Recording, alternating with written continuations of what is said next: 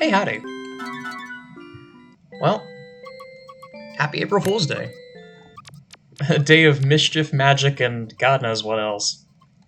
I had a much more ambitious plan than what this ended up becoming. I think today I might just play Tuki, and I have something else planned that could be very fun that's gonna happen after this. But that probably won't be out for a few hours. Oh my god, there's a lot of people on today. My god. There's a smattering of people. But honestly, I have no idea where I want to go. I'm thinking Lavender Waters, because it's very nice, very chill, really pretty, and I can talk about random nonsense while I travel.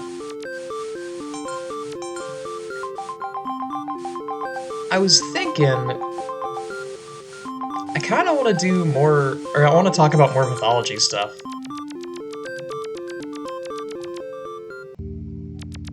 Because I talked about Tiresias, and I think I did a decent job at describing the weird nonsense that happened there. So hey, may as well talk about more, because it's fun. I was thinking of, like, maybe animating something, but the trouble is that I would have to learn how to animate, or even just learn how to draw frames in a platform that isn't MS Paint. Which I probably should learn at some point, but I guess now is not the time. So instead I'm just going to talk about them, and what happens happens, I suppose. Also, I didn't realize this before, but with Snowy Forest, you can literally just walk down and you end up at Techno Condominium. I go to, like, here and then go straight down, and I'll end up right next to the Techno Condo, and I don't have to walk up. Wait, because right here I am...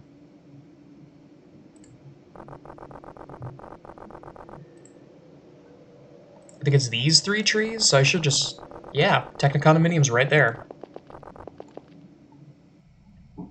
I like the Winter Path route, but this is a lot quicker. Either way, mythology. The story that I want to talk about today is another weird one. And I actually learned this earlier this year, even. That we were talking, or... in my class in classics, we were talking about something called the katabasis. It's kind of a fancy term, but it's just someone goes to the underworld to do this thing of some description. And it happens a lot.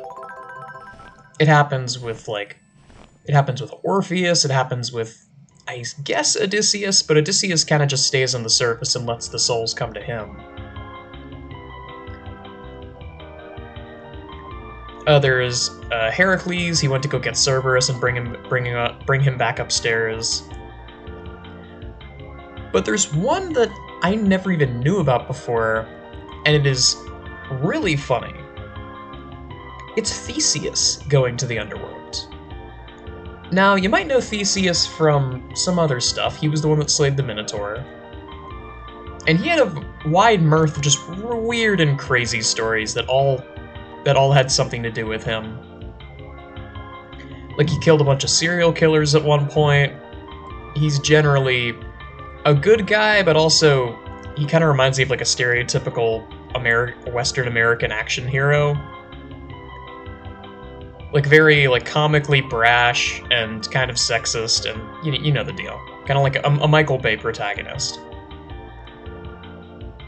So, he has this friend named Pirithous. And the two of them decide, okay, you know what? We want to get laid. And they want to get laid by goddesses. Or at least really, really beautiful women.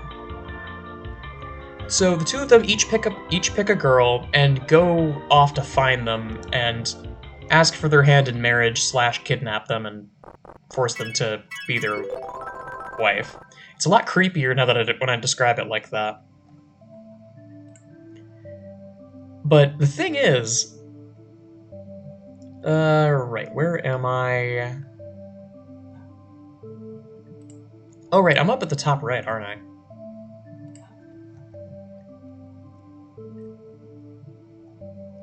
Yeah, there you are. So, both of them pick a girl, and they go across Greece in order to find them.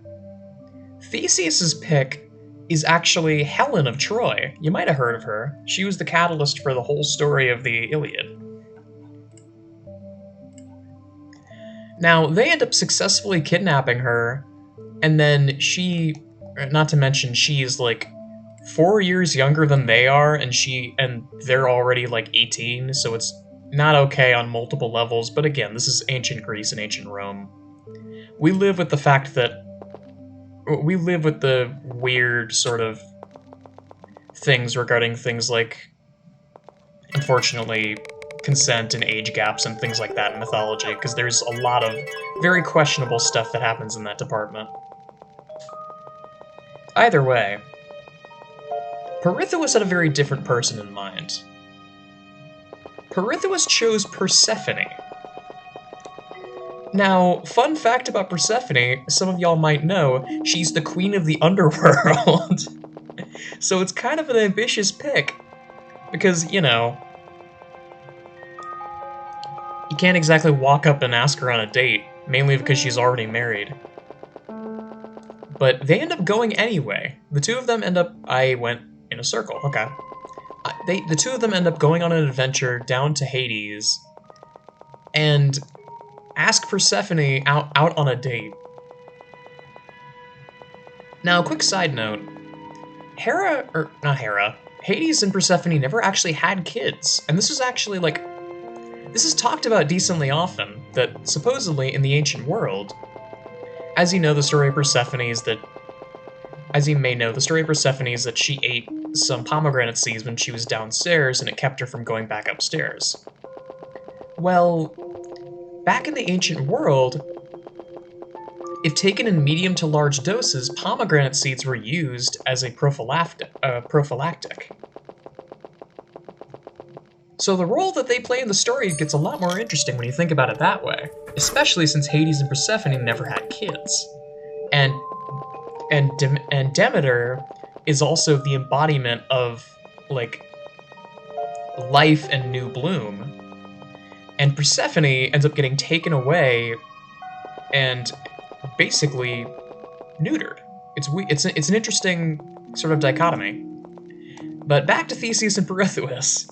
The two of them ask Persephone, and she's like, you know what? Okay, I'm willing to give it a shot. Why don't you two stay for dinner?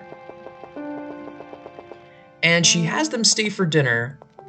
Unbeknownst to them, the chairs that they were sitting in weren't exactly good chairs. As soon as they sat down, their legs turned to stone and fused to the legs of the chair. And then they kind of just had to sit there for all eternity. Now, hang on, I'm gonna look at the map because I'm freaking lost. It's been a bit since I've walked through this area. There's so many different iterations of this map.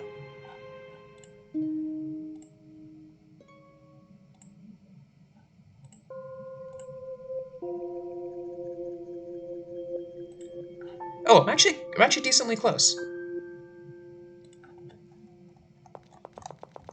I just have to go out the yellow path, which is right here.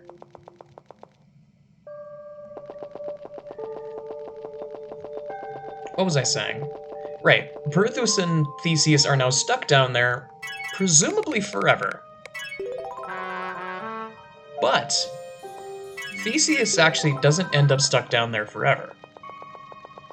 Because this all happened... This is one of the earlier examples of Catabasis, hilariously enough.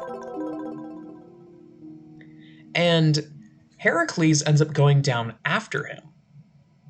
And he ends up rescuing Theseus. And a quick side thing off of that is that because, like I said, his legs were fused to the chair. What is this?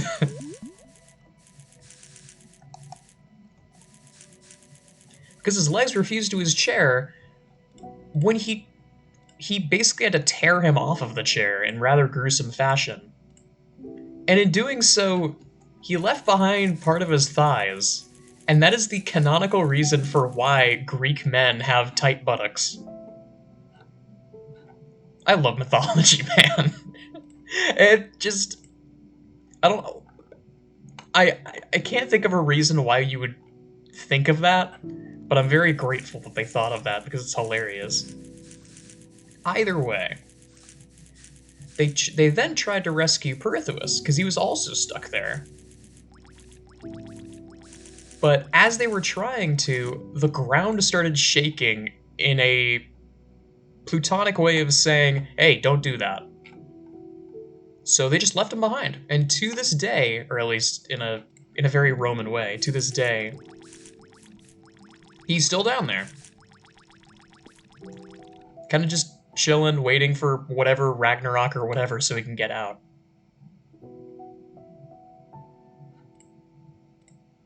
God, it's so easy to get lost here. It's beautiful, though.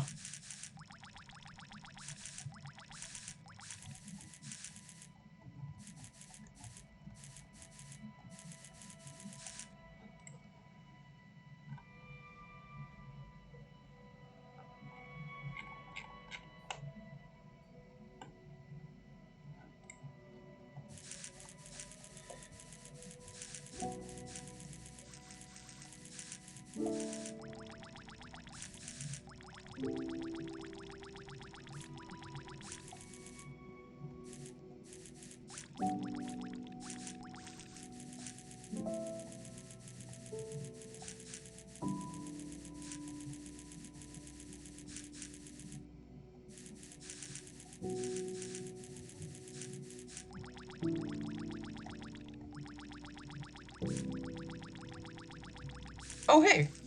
It's this thing again.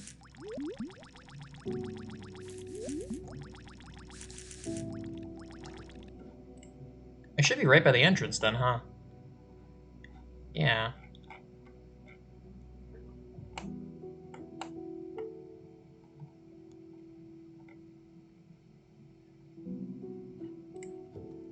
I should be able to head over here and connect up with the main route then. So, yeah, Pirithous is still down there.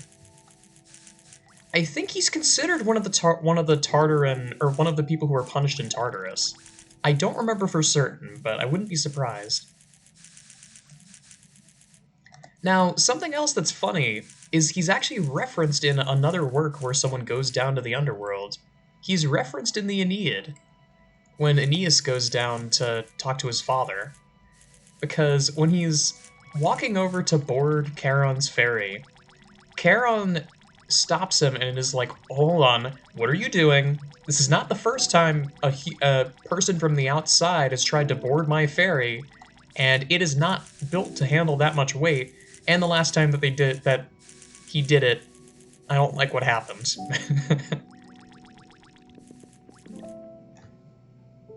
So it's canon. Not the thing I expected to say about ancient myth, but it's canon.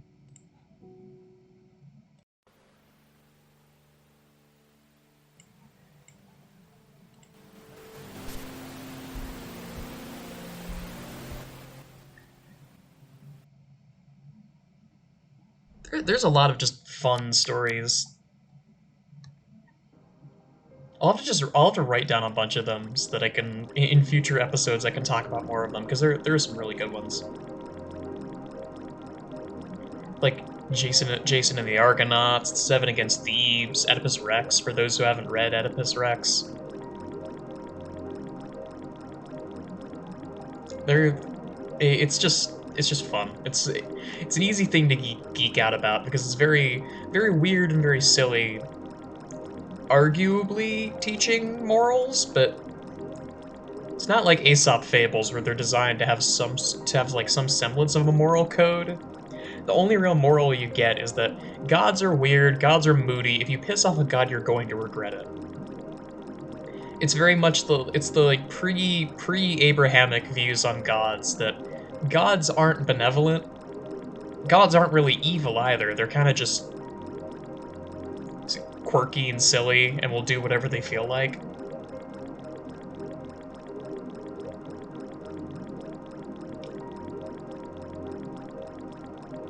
Unfortunately, in the ancient Roman world, that quirky silly also does involve forcing themselves onto women.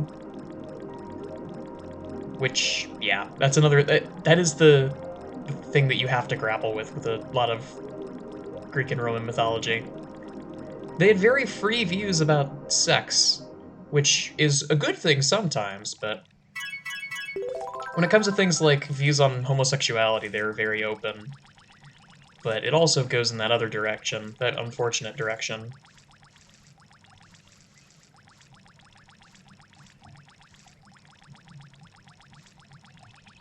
Either way, though, mythology is the #1 reason why I am a classics nerd, and I'm minoring in it, and I highly recommend that everyone else at least take a Latin class, because if you take it as a language, there's a lot of just like fun things about it, and like weird little quirks that only happen in Latin. For example, if you take Latin, you will never have to do a spoken portion unless you are in a very specific set of areas that everyone else makes fun of. Because, in the words of my Latin teacher, you can't exactly dig up a dead Roman and ask them what their language sounds like. No matter how you describe Latin, no matter how you pronounce Latin, you're going to be pronouncing it wrong. So there's not really a sense of trying.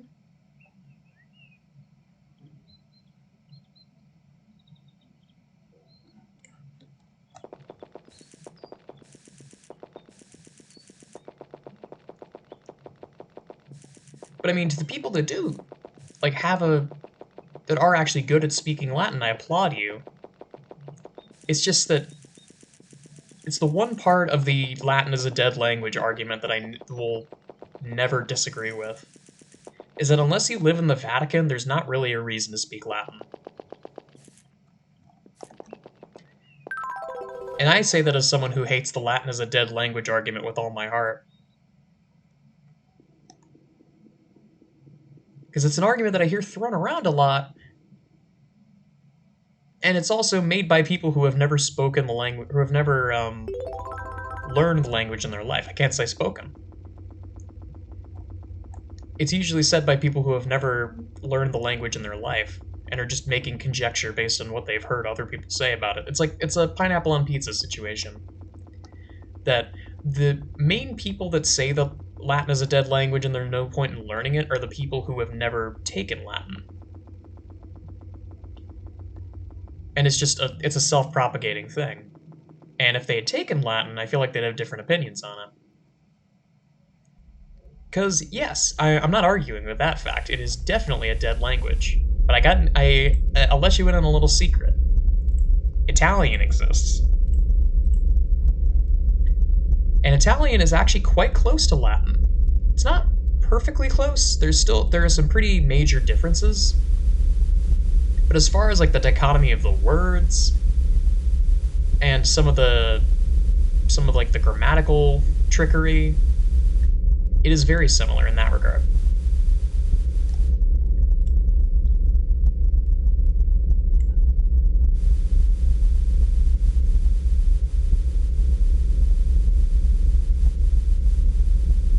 Okay, there you are.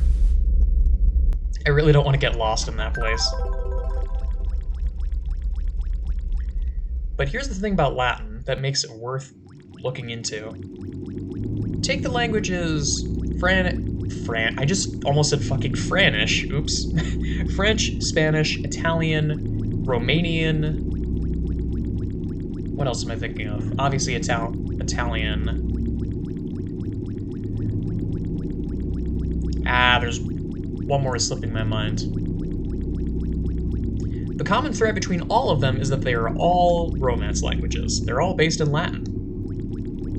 I think I actually have to go left here. They're all based on Latin, in some form or fashion. And because English is widely composed of Old French and German, English is also based in Latin to a certain degree. So if you know Latin, you can have an easier time picking up things from French, from Spanish, from English even. Maybe not German. German is a bit too different. Having a completely different origin and all that.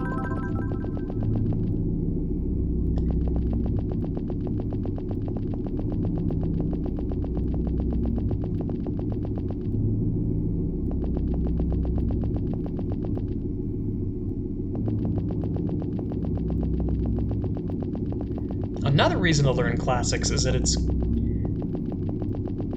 the more people learn classics, the harder it will be to propagate stereotypes about people who really love classics and the Greeks and the Romans. Because there's a certain, what's the word for it?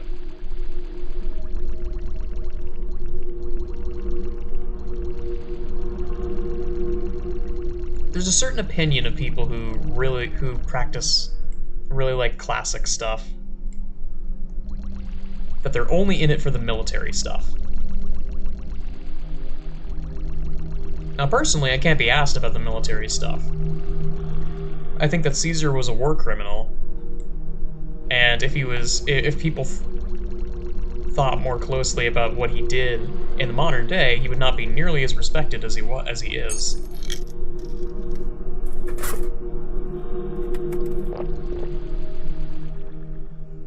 Because Romans had a very unhealthy view of literally anyone that wasn't a Roman. Interesting fact, the term barbarian is actually a Roman term. Because it's in reference to, let me try to remember. Oh wait, this is Teru again. It's specifically in reference to Germanic-speaking peoples, because in the eyes of the Romans, it sounded like they were saying bar bar bar bar bar bar bar.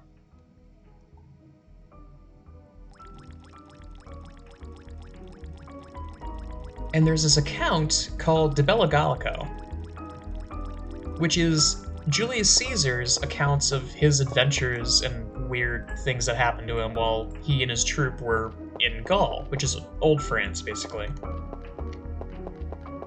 And it almost sounds like he's talking about what's the word for it? It almost sounds like he's at a zoo. He gives these people no respect, even when talking about the Druids. Because he gives the Druids like a little fledgling amount of respect, but 90% of the time, it's just him hyping up these people as, wow, look my Roman audience, look at these crazy people that I found in France. And that's not even considering the conquest.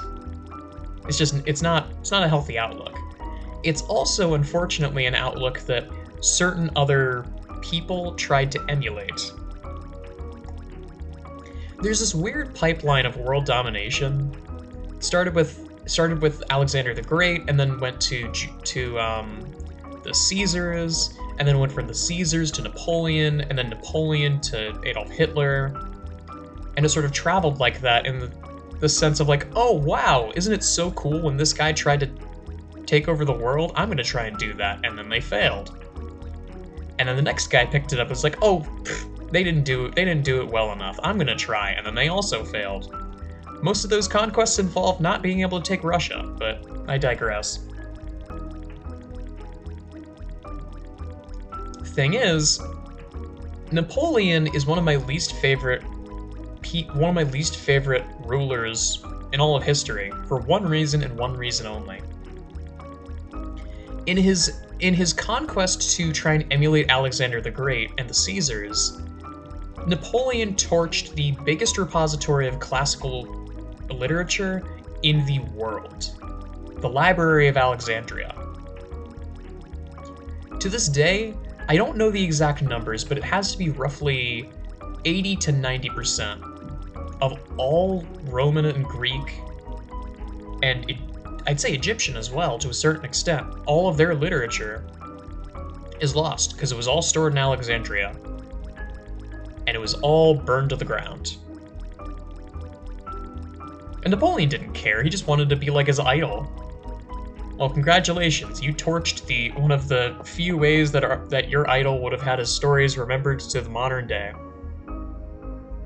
All we got left is some vague recounts and what he looked like, so I hope you're happy, Napoleon. Jackass. Anyway.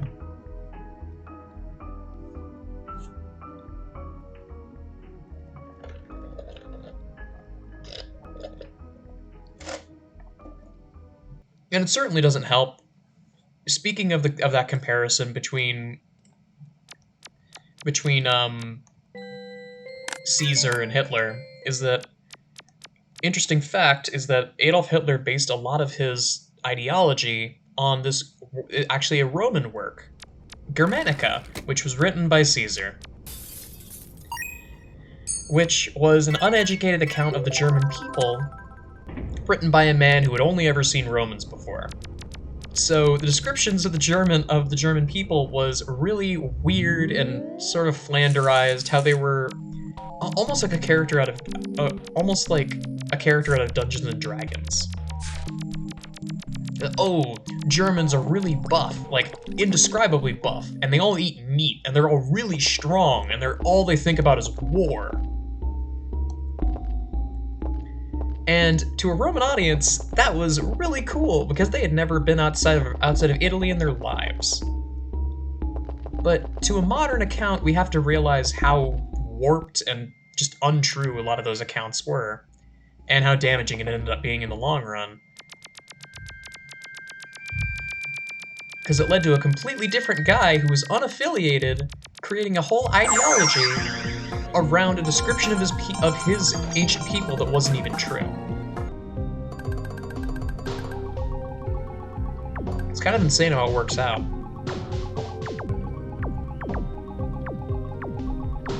But I'm rambling again. I guess Godwin's law kind of holds true here. I started talking about mythology and I ended talking about Hitler. I guess every conversation does eventually get to the talking about Nazis. Oh well.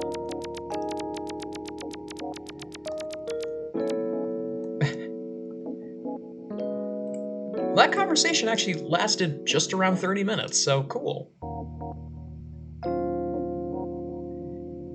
Either way, my final thoughts? Latin is cool. People should learn it more. I kind of want to do more stuff like this, but again, I'm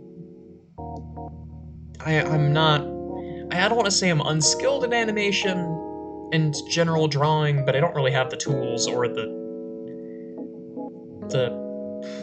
preliminary sort of skill set to be good at it right away. So I guess if anyone has a recommendation for things to help, maybe like a program that I could use to get better at it or something like that, I'd love to hear it. Because I do want to, if at all possible, that would be a lot of fun. Talking about like chorus and talking about classics and talking about computer science, like things that I'm passionate about that I don't know if other people would be passionate about it too, but there's really only one way to find out, right? But that's all I got for now. Thanks so much for watching, y'all.